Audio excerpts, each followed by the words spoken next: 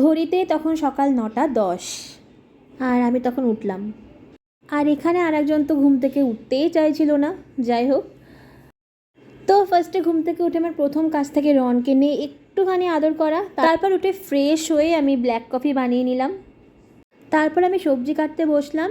আর এখানে বাবার জন্য 5 রকমের ভাজা প্রথমেই আমি কেটে গুছিয়ে নিয়েছিলাম।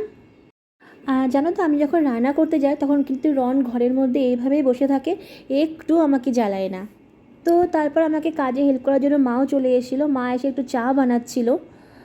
তো বাবার জন্য যা যা বানিয়েছিলাম, ভাত, তার সাথে 5 রকমের ভাজা করেছিলাম, এবং তার সাথে ছিল ভেজ ডাল, যেটা অসাধারণ হয়েছিল। এটা পাবদা মাছের সর্ষে ঝাল পোস্ত দিয়ে করা।